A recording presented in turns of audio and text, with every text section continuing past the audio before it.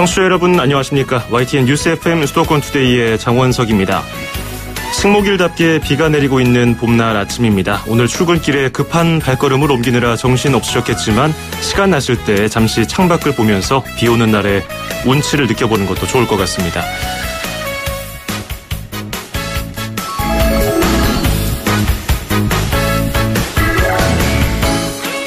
오늘 수도권 투데이가 선정한 이슈는 멧돼지 도심 출몰입니다. 최근 인천 부평에 멧돼지 2마리가 나타났습니다. 인명피해는 없었습니다만 일대가 혼란에 빠지기도 했습니다. 잠시 뒤 투데이 포커스에서는 강원대 산림과학부 박영철 교수 연결해서 멧돼지 출몰 원인과 대처 방안 등에 대해 알아보겠습니다. 이어지는 2부에서는 수도권 사용설명서, 부동산 소식, 직방의 한명진 본부장, 그리고 투데이 안전톡톡 이혜지 반장과 함께하겠습니다. 자, 나무는 심은 사람이 바로 혜택을 보기보다는 그 뒤 수십 년, 수백 년 뒤에 사람들이 혜택을 보죠. 어쩌면 약속처럼 보이기도 합니다. 토니 올란도와 앤더 더니 부르는 타이어 옐로우 리본 라운드 오크 트리 띄워드리면서 2018년 4월 5일 식목일 수도권 투데이 시작합니다.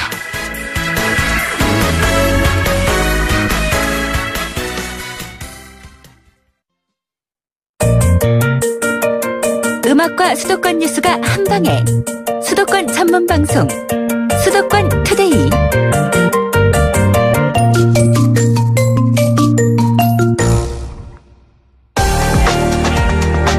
투데이 포커스.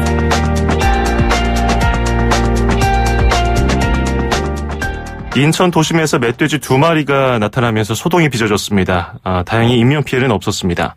요즘에는 도심 한복판까지 멧돼지 출몰이 잦아지면서 피해도 늘어나고 있는데요. 마땅한 대책은 마련되지 않고 있습니다. 멧돼지가 왜 출몰하는지, 그리고 위급한 상황에서는 어떻게 대처해야 하는지 자세히 알아보겠습니다. 강원대 산림과학부 박영철 교수 연결하겠습니다. 박 교수님 안녕하세요. 네, 안녕하십니까. 예, 인천 부평 도심에서 멧돼지 2마리가 나타나지 않았습니까? 예. 그 주변에 있는 산을 보니까요. 계양산이 있는데 한 5km 남짓 떨어져 있고요. 주변에 뭐 사육 농가도 없고 뭐 아파트 단지가 많은 동네인데 이게 어떻게 멧돼지가 이렇게 나타났을까요?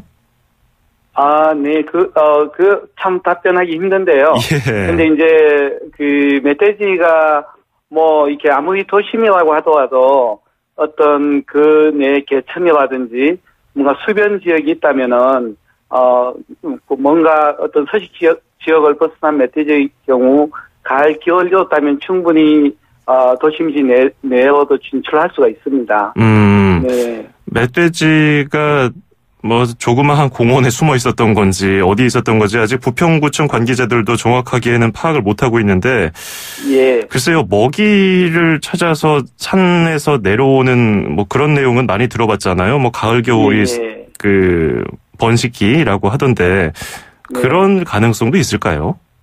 그 먹이를 찾아서 내려왔다고 하기보다는요. 보통은 이제 우리가 멧돼지 어떤 동물이 도심지에 출현했을 때 먹이를 가지고 많이 얘기를 하는데, 기본적으로 야생동물 서식지가 갖춰야 될 조건이 공간, 은신처, 물, 먹이, 그다음에 이러한 요소들이 적절하게 배열이 잘 되어 있는 곳이 중요하거든요. 예. 근데 그 먹이는 그 중에 하나일 뿐입니다. 그래서 이걸 먹이로 단정하기보다는 멧돼지 서식지의 공간에 어떤 변화가 있든지, 아니면은 이 공간과 먹이에 결합된 요인인지, 또는 물 자원이 좀 부족하든지 여러 가지 요인 속에서 봐야 될 것 같습니다. 그런데 아마 이 멧돼지가 도심에 출현한 것은 먹이 때문이라기보다는 기존 서식지에서 이탈해서 어떤 원래 서식지로 복귀를 못한 상태에서 이제 헤매다가 도심지로 진출하게 되지 않았나, 이런 생각이 듭니다. 그렇군요. 네네. 어떻게 하다가 이 도심 한복판 도로 위까지 나타났는지는 뭐 정확하게는 아직 파악되지 않고 있습니다만 여러 가지 추정을 뭐 해볼 수는 있겠습니다. 그런데 뭐 먹이가 절대적인 원인이 될 수는 없다, 뭐 그렇게 또 설명을 해주셨네요. 예. 만약에 그게 근처에 혹시 또 사육 농가가 있는지 없는지는 모르겠지만은, 로드킬 당한 멧돼지의 장내 물질도 좀 분석을 해보면은 그게 사육된 것인지 야생인지 좀 알 수 있는 단서를 찾을 수 있을 것 같습니다. 그렇겠군요. 혹시나 뭐 차량으로 옮기다가 뭐 빠져나간 건지 아니면은 저 멀리 사육 농가에서 뭐 빠져나온 건지 그런 것들도 파악할 수 있겠군요. 네네. 도심에서 멧돼지 출현하는 횟수가 점점 늘어나고 있잖아요. 예전에는 사실 뭐 강원 등지라든지 그쪽에서 많이 이런 신고가 접수됐었는데 요즘에는 의외의 장소에서도 많이 발견되고요. 어느 정도로 볼 수 있습니까? 그 비교적 데이터가 많이 알려져 있는 곳이 서울시인데요. 예. 서울시 같은 경우는 출현 신고 건수만 했을 때 2010년도에 뭐 한 17건 정도, 그래서 이제 2017년도에 300건 이상 약 뭐 18배 정도가 증가를 했는데요. 예. 그런데 이제 도심 멧돼지가 출몰하는 게 증가 추세에 있다고 했는데 이것에 대한 정확한 데이터가 아직은 좀 부족한 실정입니다. 왜냐면은 요즘 SNS라든지 휴대폰 촬영 기술이 굉장히 발달되어 있지 않습니까? 예. 그래서 어떤 멧돼지 한 마리를 놓고서도 여러 사람이 신고를 할 수도 있고요. 또는 뭐 여러 가지 이제 등산객들도 많다 보니까 산속에서도 신고를 할 수 있고 그러기 때문에 그 출현 신고 건수보다는 그 출동한 횟수라든지 또는 그 발견된 지점의 위치 좌표, GPS 위치 좌표 이런 것들을 가지고 좀 데이터를 정교하게 분석할 필요가 있습니다. 어쨌든 출현 횟수가 증가하는 것은 맞는데요. 그것은 아마 제 생각에 개체수가 증가했을 수도 있고요. 예. 그건 좀 조심스럽게 접근을 해야 되는데 아마 개체수가 일반적으로 이제 환경부라든지 여러 전문가는 일반적으로 동의를 하는 것은 개체수가 증가했다는 것에는 동의를 합니다. 예. 그렇지만은 그게 그렇게 많이 증가했는가 아니면은 적정선에서 증가했는가 하는 것은 좀 더 조사가 필요하고요. 예. 다만 이제 기존 서식지가 많이 교환이 되지 않았습니까? 등산객들도 많이 늘어나고. 예. 또 이제 특히 이제 국립공원 또 이렇게 출입이 예전보다는 훨씬 더 자유스럽게 이제 되다 보니까 서식지가 많이 교환이 생겨가지고 그때 이제 서식지에서 밀려나지 않았나 이런 생각이 듭니다. 그렇군요. 예. 이게 멧돼지가 도심에 출현하는 횟수가 늘어나는 이유 가운데 하나로 개체수가 늘어나고 있는 것 이것도 네. 하나의 이제 가설로 세울 수가 있는 건데 그러면 만약에 개체수가 늘어났다고 한다면은 먹이 사슬에서 멧돼지가 최상위에 있기 때문에 그 개체수 조절을 해줄 수 없어서 이렇게 늘어나는 건가요? 멧돼지가 가장 제위에 있습니까? 그렇진, 멧돼지는 기본적으로 초식동물이기 때문에요. 예. 멧돼지는 뭐 최상위에 있기보다는 육식동물의 뭐 사기나 너구리, 오소리 이런 동물들도 많이 있거든요. 예. 그래서 그 사기나 오소리, 너구리가 어미들을 잡아 먹지 못하겠지만은 갓 신생 아들 있지 않습니까? 갓 태어난 새끼도 예. 일정 정도 잡아 먹을 수 있기 때문에 근데 체계적으로 어떤 고의 중대형 포식 동물들이 얼마나 멧돼지 새끼들 포식을 하는지에 대한 연구는 그렇게 미비한 실정입니다. 그렇지만은 어쨌든 멧돼지 과거와 같은 뭐 좀 더 중대형인 동물들의 수가 좀 줄어들었기 때문에 예. 멧돼지 새끼들의 어떤 증가율이 일정하게 있는 것은 사실인 것 같습니다. 그렇군요. 그런데 거기에 대한 객관적인 정량적인 데이터가 나와 있는 건 아니고요. 이런 자료를 확보해서 제대로 분석할 필요가 있을 것 같아요. 도심으로 계속 내려오는 멧돼지들 그 루트가 어디인지 왜 내려오는지 이런 것들을 좀 막아야 되니까요. 왜냐하면 로드킬 당할 때 멧돼지도 바로 즉사를 하지만 멧돼지를 들이받은 승용차도 굉장히 위험하지 않습니까? 굉장히 위험하고 예. 충돌하기 직전에 또 어떤 물체가 나타나면은 핸들을 또 이렇게 잘못 조작함으로써 예. 날 수 있는 사고도 많기 때문에 그 운전자들에게 굉장히 위험한 상황이 벌어질 수가 있습니다. 그렇군요. 이번에 인천 부평에 나타난 멧돼지도 각각 무게가 100kg이 넘는 성체였다고 하니까요. 예. 자, 이렇게 큰 멧돼지를 우리가 산행 중에 만날 가능성도 점점 높아지고 있다고 봐야 될까요? 예. 그래서 국립공원 같은 경우에서는 법정 탐방로 또는 지정 탐방로를 이용하기를 굉장히 권장을 하고 있습니다. 그래서 지정 탐방로를 이용할 경우에는 기존에 이제 레인저들이 그런 지역에 주기적으로 조사를 하기 때문에 예. 좀 비교적 안전이 확보되어 있는데 반해서 그 탐방로를 벗어날 경우에는 멧돼지 서식지 추정되는 지역을 많이 접근을 할 수가 있기 때문에 위험에 처해질 수가 있습니다. 멧돼지를 만약에 산에서 만나면은 어떻게 해야 됩니까? 특별한 방법이 있는 건 아니고요. 예. 일반적인 방법은 뭐 외국에서도 그러고 그 환경부 지침도 그러고 일반적인 방법은 멧돼지가 눈이 그렇게 시야가 그렇게 썩 뛰어난 편이 아닙니다. 예. 그래서 그다음에 후각이 굉장히 발달되어 있고요. 그래서 멧돼지를 만났을 때 만약 멧돼지 무리를 만났을 경우에는 가만히 서 있으면은요. 멧돼지 무리가 앞에 뭐가 있는지 보기 위해서 가까이 접근하는 경우가 있거든요. 예. 그러면은 그때 당황해서 도망을 치면은 굉장히 멧돼지도 당황하고 그러다 보면은 불상사가 생길 수 있으니까 멧돼지가 접근을 할 때는 나를 공격하는 것이구나 이렇게 생각하시지 말고 예. 뭔가 눈이 안 좋아서 뭔지 보기 위해서 오는구나 이렇게 생각하시면 됩니다. 그럴 때는 잠시 서 있다가 차분하게 뒤로 물러서면서 보통 그렇게 가까이 접근했다가 다시 돌아가거든요. 파기되고 나면은. 근데 이제 가면은 뭐 다행이고 그렇지 않을 경우에는 근처에 나무라든지 또는 큰 바위라든지 그러한 엄폐물을 찾으셔가지고요. 차분하게 뒤로 물러서시면서 그한 나무를 이용하든지 바위 뒤나 바위 위에 올라가시면 좋을 것 같고요. 일반적으로는 멧돼지가 접근하실 때 당황을 해가지고 막 도망을 친다든지 그렇죠. 병을 보여서 도망을 칠 경우는 위험에 처해질 수가 있습니다. 그래서 보통은 멧돼지가 그 무리가 있을 때 사람에게 접근을 해서 이 사람이 사람이구나 또는 뭐가 이게 파악이 되면은 멧돼지가 먼저 도망을 칩니다.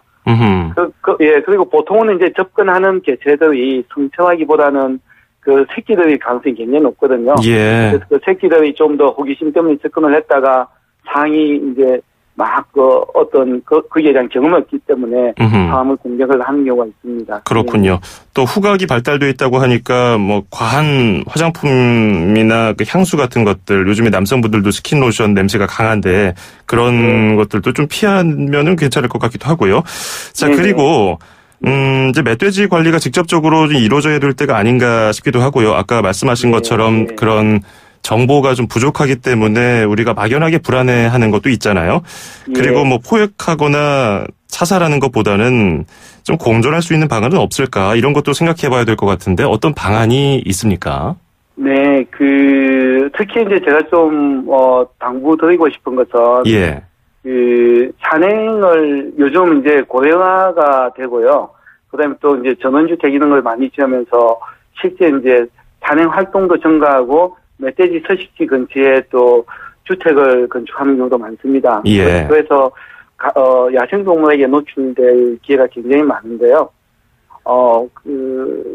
기본적으로 이제 그러한 경우에 우리가 이제 멧돼지를 이렇게 관리하기보다는 이제 제가 좀 부탁드리고자 하는 것은 사람을 관리해야 될 때가 아닌가 이런 생각이 듭니다. 사람을 관리하다. 그래서 그래서 등산객이라든지 어떤 숲에 들어가시는 분, 특히 또 약초로 들어가시는 이런 분들이 멧돼지의 어떤 서식지를 좀 피해서 움직이는 게 좀 필요할 것 같습니다.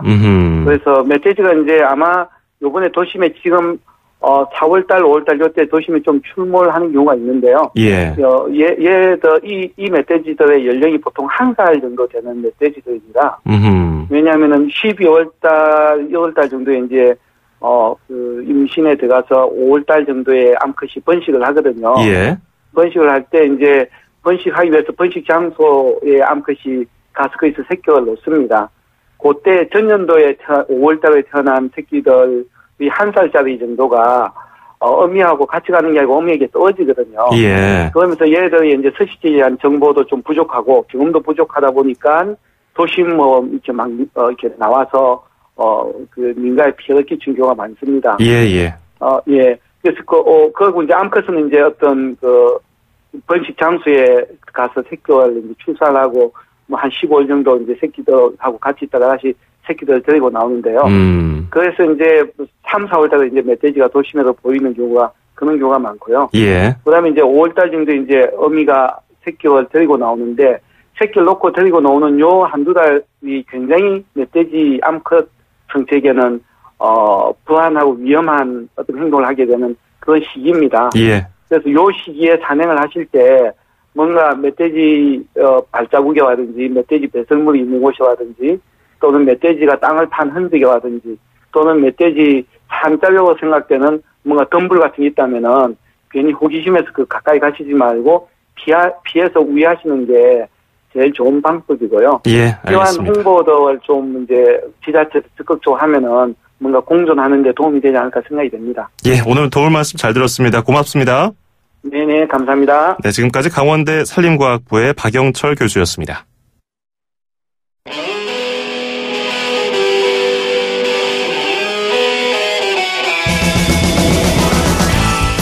네, 야생동물이 도심에 출현하면서 졸지에 야생의 타잔이 된 기분을 느껴야 할 지경이 아닌가 싶기도 하네요. 산행을 하다가 멧돼지 만나면 절대 움직이면 안 된다는 거 꼭 기억하셔야겠습니다. 윤도현의 타잔 듣고 오시죠. 내가 아주 어릴 적에 난 많은 꿈을 꾸었지 말도 안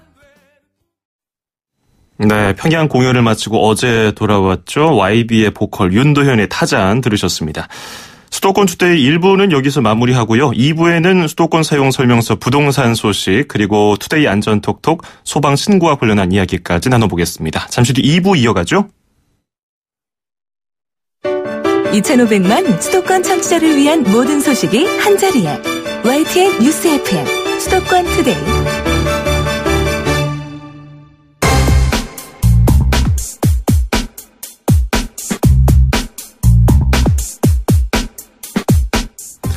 네, 목요일에 만나는 수도권 사용설명서 시간입니다. 함영진 전 부동산 114 리서치센터장 전화로 연결하겠습니다. 안녕하세요. 네, 안녕하세요. 예, 이제 봄철이 되고 이게 지방선거도 앞두고 있어서 그런지 몰라도 좀 부동산 시장이 어수선한 것 같기도 하고요. 최근에 이슈들 좀 살펴볼까요? 매매 시장부터 한번 살펴보죠. 예. 서울 아파트 매매 가격 변동률은 2달째 오름폭이 축소되고 있습니다. 아무래도 정부 규제의 주요 타겟이 되고 있는 강남권은 거래 관망세가 큰 편이고요. 경기도 같은 경우는 안성, 파주, 화성시 같은 외곽에 입주 물량이 많은 지역 위주로 가격이 하락하고 있습니다. 특히 연초에 집값을 견인했던 강남권 아파트의 매수세가 한풀 꺾였고요. 그리고 수도권 아파트 입주 물량이 매물로 많이 나오면서 전세 시장은 안정된 반면에 미국의 금리 인상 그리고 정부의 대출 규제 같은 매수자로 옥죄나 악재가 요즘에 많습니다. 매수자들이 일단 추격 매수를 자제하고 있기 때문에 당분간 가격 움직임은 제한적일 전망입니다. 그렇군요. 저도 주택 가격이 떨어진다는 뉴스를 전해본 지가 너무 오랜만이라서 네. 그 기사를 좀 다시 한번 확인하기도 했던 기억이 납니다. 전세 시장도 살펴볼까요? 예년에 비해서 안정된 것 같기도 하고 이사철 가격이 오르는 성수기 현상도 예년에 비해서는 덜 나타나는 것 같아요. 예, 맞습니다. 최근에 매매 시장 안정에는 역시 전세 시장 가격 안정이 일조를 하고 있다고 봐야 될 것 같은데요. 예.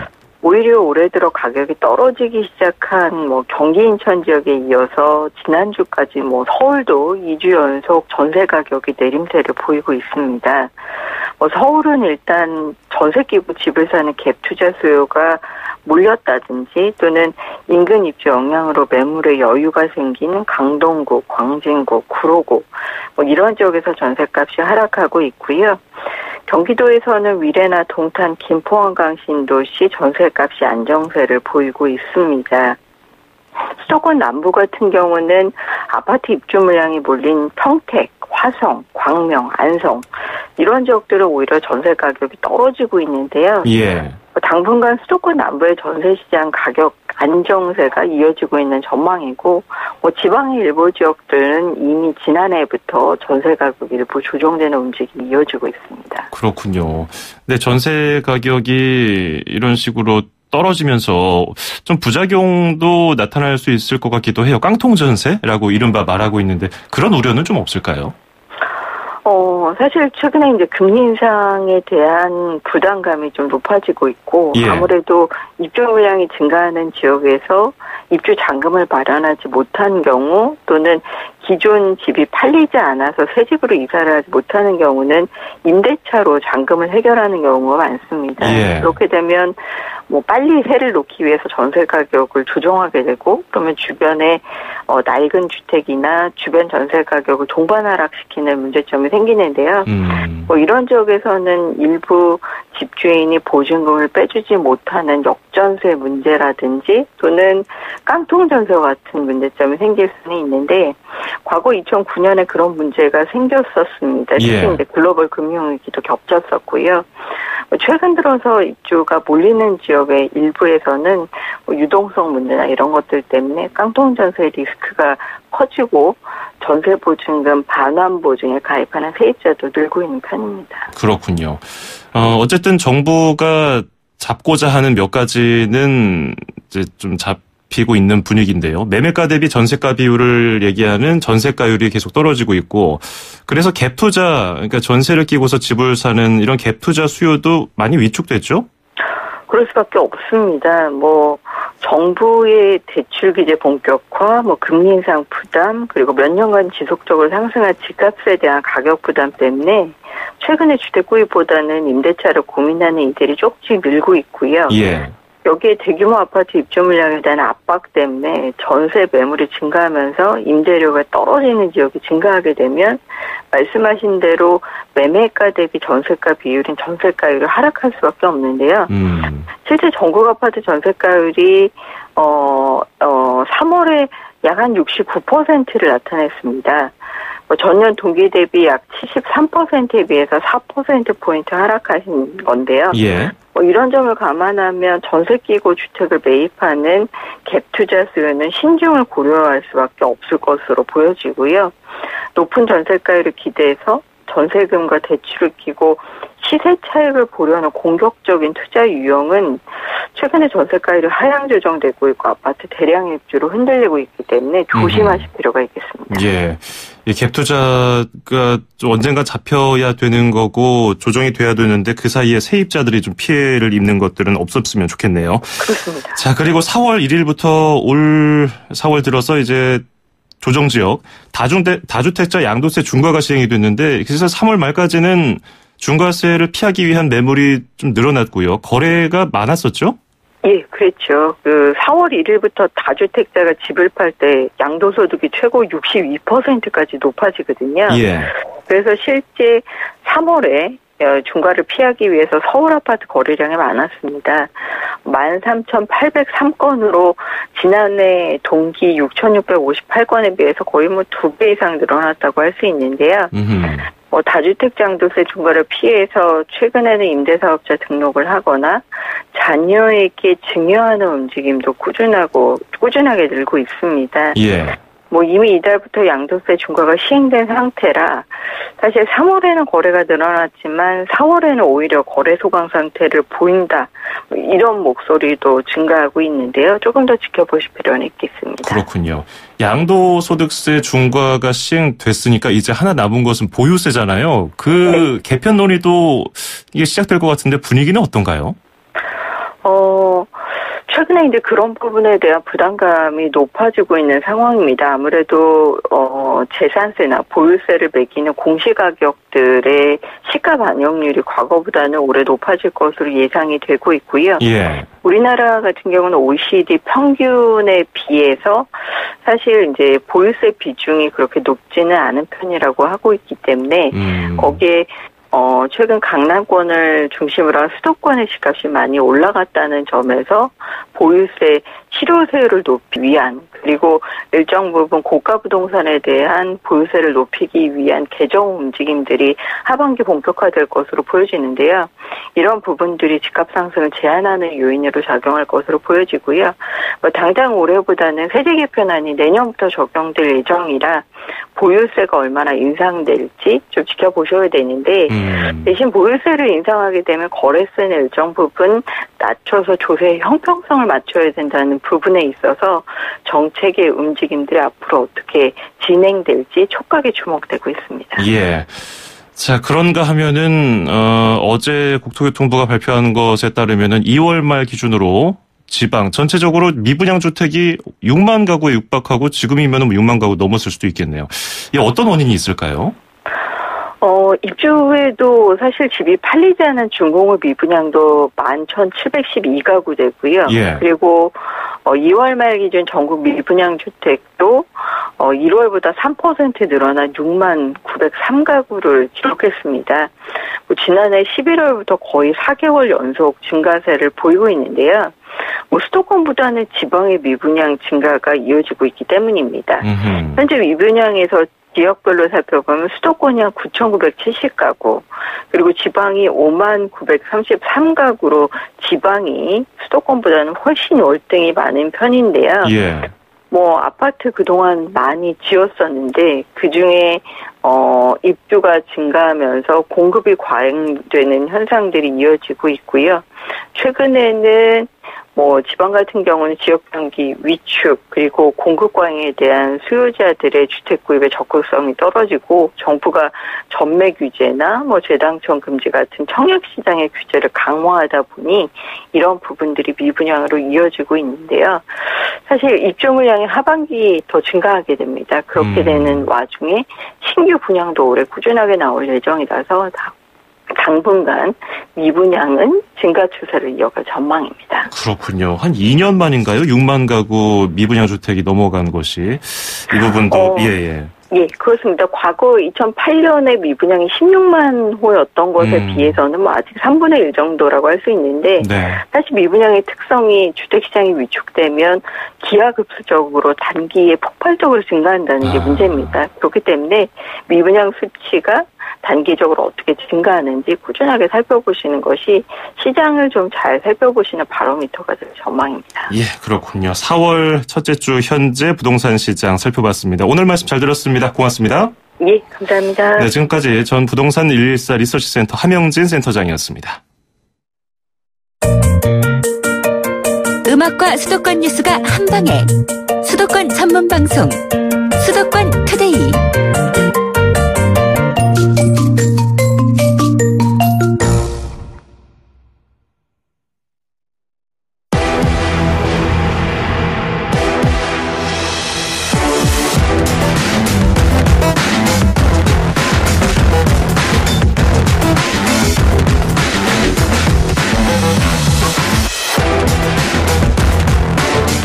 네, 투데이 안전톡톡. 언제 어디서 무슨 일이 벌어질지 어떤 사고가 닥칠지 모르는 세상입니다. 내 주변 과연 365일 안전하다고 할 수 있을까요?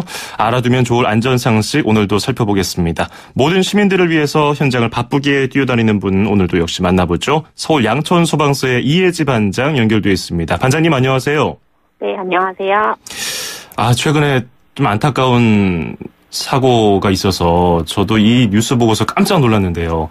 지난달 30일이었습니다. 충남 아산에서 생활안전구조활동 중에 도로에 유기견이었나요? 유기견이 나타났다고 해서 신고를 받고 출동한 소방관 그리고 소방교육생 2명, 3명이 그 자리에서 바로 세상을 떠나는 안타까운 사건이 발생했죠. 네, 저는 직원들과 근무 중에 관련 소식을 처음 접했는데, 또 나이가 제 나이 또래 믿기지가 않더라고요. 예. 특히나 또 결혼한 지 얼마 안 됐다는 소방관분은 저와 일하는 동료와도 친분이 있던 분이셨고요. 저도 일을 하면서 비슷한 상황이 발생할 수 있고, 소방 공무원을 꿈꿔왔던 교육생의 마음도 어떤 마음인지 누구보다 잘 아니까요. 좀 너무 안타까웠습니다. 예. 참 속상한 일입니다. 도로에 개가 돌아다닌다고 개 잡아달라고 신고를 받고서 나갔다가 차량에 치여서 숨지게 된 건데, 이 2차 피해가 우려되는 상황이기 때문에 또 소방관들이 출동하지 않을 수가 없었고요. 근데 그렇게 이런 구조 활동을 일컬어서 생활안전구조 출동이라고 하는 것 같던데, 이런 출동이 실제로 많습니까? 네, 이게 2017년 전국 구조 출동 건수가 80만 5천여 건이 있었는데, 이 중 절반 이상인 42만 3천여 건이 이런 생활안전 출동 건수였습니다. 벌집 제거나 동물 포획, 잠금 장치 개방 순으로 출동이 많았고요. 벌집 제거와 같이 위험한 상황의 경우도 많지만, 동물 포획의 경우는 40%가 고양이나 조류, 고라니 등과 같이 사람한테 위험을 주지 않는 출동이었어요. 그렇죠. 제가 키우던 고양이가 뭐 저 나무에 올라갔습니다. 저것 좀 내려주세요. 이런 신고들, 뭐 그런 것들 말하는 거겠죠?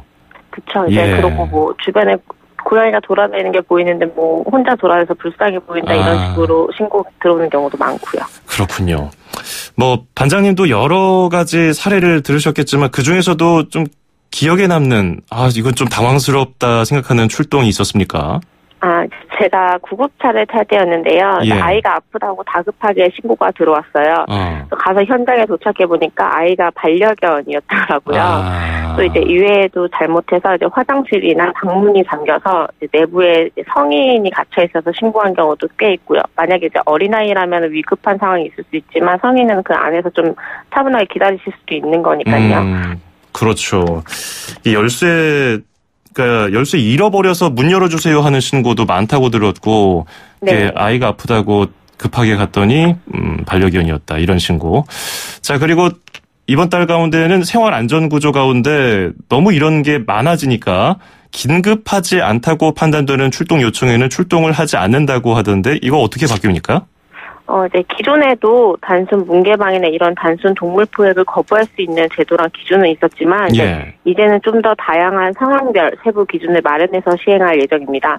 뭐 거절 기준은 크게 3가지로 구분되는데요. 첫 번째는 상황별 기준으로 이제 크게 뭐 긴급, 뭐 잔재 긴급, 비긴급 3가지로 구분해서 긴급은 소방관서에서 즉시 출동하도록 하고 뭐 잠재 긴급이나 비긴급은 유관기관이나 민간이 출동하도록 하는 거죠. 뭐 이제 두 번째는 벌집 제거, 동물 포획 등 유형별 특징에 따른 출동 기준을 만들 예정이고 마지막은 출동 대별, 출동 부서별 기준을 정하게 됩니다. 긴급한 신고 그리고 긴급하지 않은 비긴급 신고를 홍보를 잘하면 그 사람들에게 홍보를 잘하면은 충분히 불필요한 신고를 줄일 수 있을 것 같은데요. 그렇죠. 이제 긴급의 경우는요, 즉시 조치하지 않으면 인명피해가 발생할 수 있는 경우고, 이제 잠재 긴급은 긴급한 상황은 아니지만 이제 방치 시에 2차 사고가 발생할 수 있는 경우를 말합니다. 그 외에 이제 비긴급은 긴급하지 않고 인명 재산 피해가 발생 우려가 적은 경우를 말하는데요. 예를 들면 뱀이나 뭐 멧돼지 같이 사람에게 위해를 가할 수 있는 동물 처리, 뭐 벌집 제거, 태풍 관련 긴급 조치는 인명 피해가 우려되니 이제 저희가 당연히 출동을 합니다. 그렇죠. 하지만 이제 동물 사체 처리나 반려동물 보호, 단순 문개방 출동의 경우는 저희가 비긴급으로 유관기관이나 민간만 출동을 하게 되는 거죠. 이번처럼 자동차 전용 도로에 동물이 방치된 경우라면 교통사고를 유발해서 2차 인명사고 위험이 있기 때문에 조치를 하게 되는 경우고요. 근데 구하러 가는 구조 활동 말고 뭐 어디 몸이 다쳤거나 아프다고 해서 출동하는 구급 출동의 경우도 상대적으로 응급하지 않은 신고도 많다고 들었거든요. 어떤가요? 그래도 이제 예전보다는 줄어들고 있는 추세인데요. 비응급 환자하면 뭐 단순 치통, 감기, 타박상, 단순 주치자 등이 있고요. 만성 질환자나 이제 검진이나 입원 목적의 이송 요청도 하시면 안 됩니다. 병원을 예약하고 뭐 입원 예정인데 거동을 못해서 119에 신고하는 경우가 굉장히 많은데요. 출동해 보면 대부분 모르고 신고하시는 분들이 아직은 많아요. 거동이 불편한 경우에는 이제 비용 내고 이용하시는 사설 구급차 이용하시면 됩니다. 이 아프다고 감기 걸렸다고 119에다가 출동해달라고 그러는 건 좀 과하지 않나도 생각이 드네요, 개인적으로. 자, 소방차가 정말 위급한 곳으로 출동할 수 있도록 신고할 때 방금 말씀하신 것처럼 긴급하지 않은 상황일 때는 역시 신고를 좀 자제해야겠죠.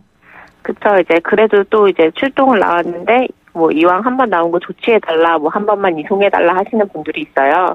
근데 뭐 물론 저희가 그냥 돌아가는 구급차랑 생활하는 구조대가 좀 야속하고 서운할 수도 있지만 현장에서 저희가 상습 환자를 이제 구분할 수도 없고 그 시간에 더 긴급하고 더 응급한 환자가 생길 수 있으니까요. 이런 비긴급, 비응급 환자가 있을 때는 신고를 좀 자제해 주시길 바랍니다. 그렇죠. 정말 1분 1초 때문에 생사의 기로에 서 계신 분들이 기다리고 있을 수도 있으니까요.